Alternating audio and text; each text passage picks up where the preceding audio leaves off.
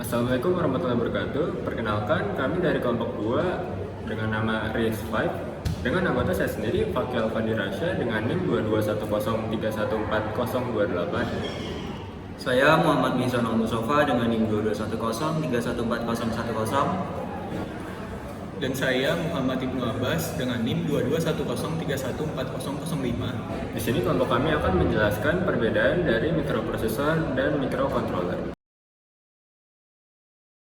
Fairchild Semiconductors yang didirikan pada tahun 1957 menemukan integrated circuit pertama pada tahun 1959 yang menandai sejarah mikroprosesor.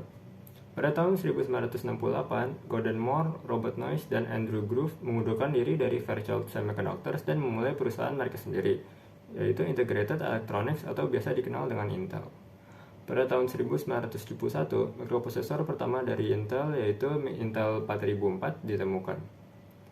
Intel 4004 merupakan mikroprosesor 4 bit dan berjalan pada kecepatan 108 kHz.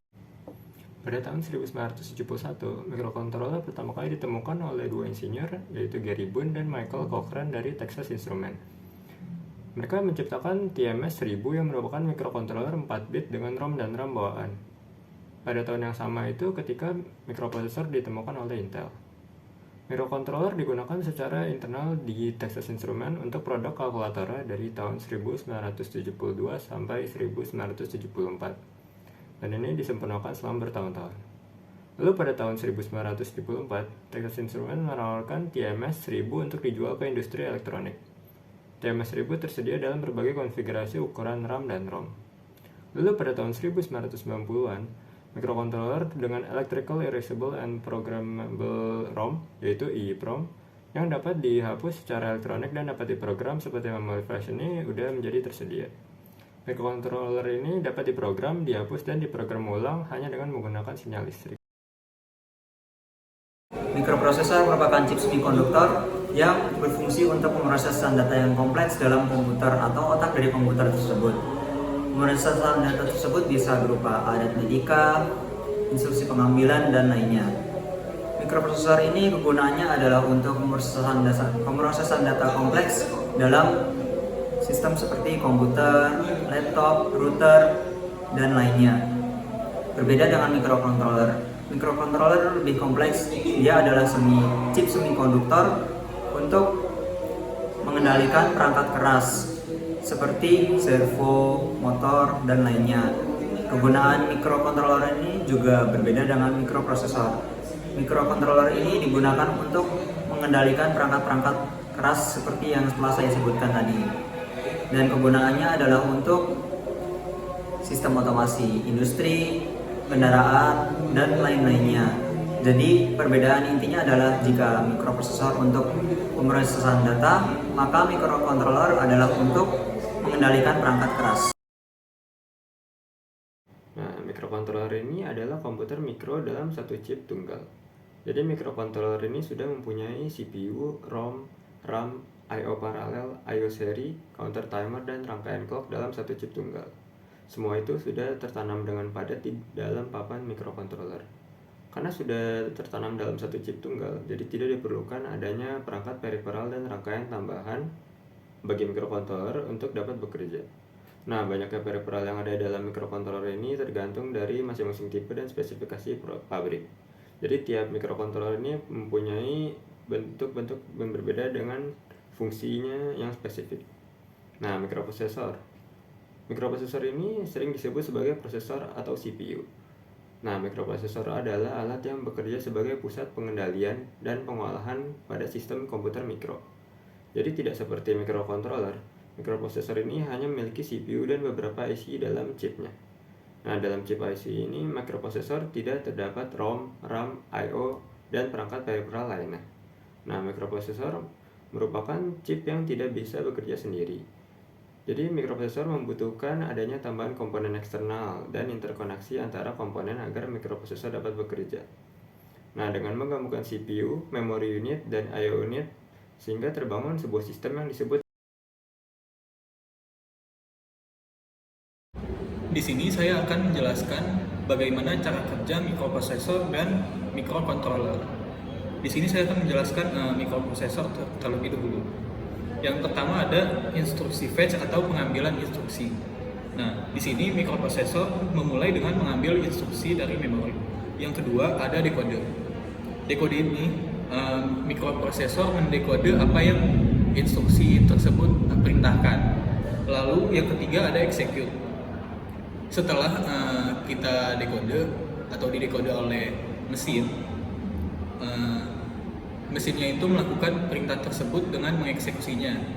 Lalu yang keempat ada memori dan I/O, input dan output. Setelah dieksekusi, akan menghasilkan sebuah output yang dimana I/O itu dijalankan. Lalu ada cycle atau siklus. Proses instruksi di atas terjadi dalam siklus clock. Lalu di sini saya akan menjelaskan tentang microcontroller. Yang pertama adalah pemrosesan data. Yang seperti tadi, dia itu melibatkan instruksi, dekode, eksekusi. Lalu yang kedua ada input dan output. Bedanya dengan mikroprosesor, dia itu melewati memori. Sedangkan kalau microcontroller itu tidak melalui memori. Jadi langsung di plug and play aja. Lalu yang ketiga ada kendali. Salah satu kemampuan microcontroller adalah mengendalikan apa yang input perintahkan dan output akan menjalankannya. Lalu ada komunikasi, bisa melalui kabel. Jadi ada Arduino misalnya, itu kan microcontroller. Lalu ada pin atau LED. Nah, itu bisa kita sambung menggunakan kabel. Nah, yang selanjutnya ada looping.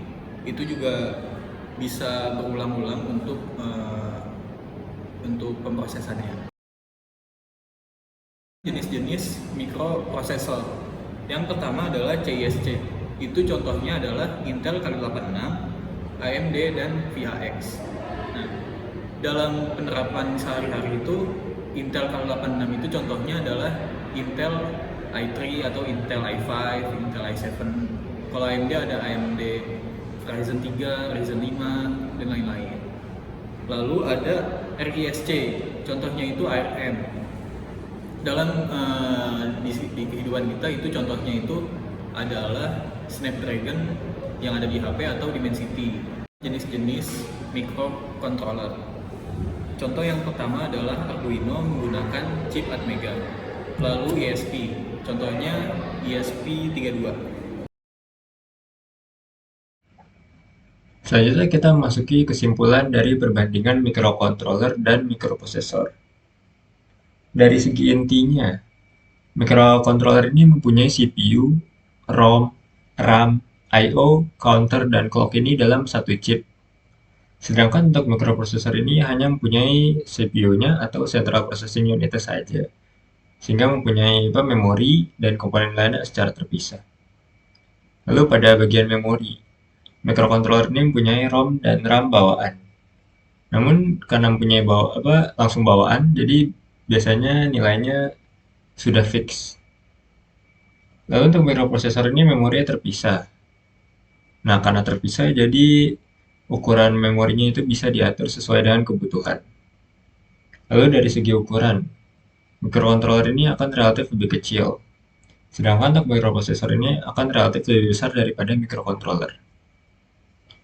Lalu dari segi fungsi, mikrocontroller ini berfungsi untuk melakukan pemrosesan data dan juga kontrol dari tugas spesifik.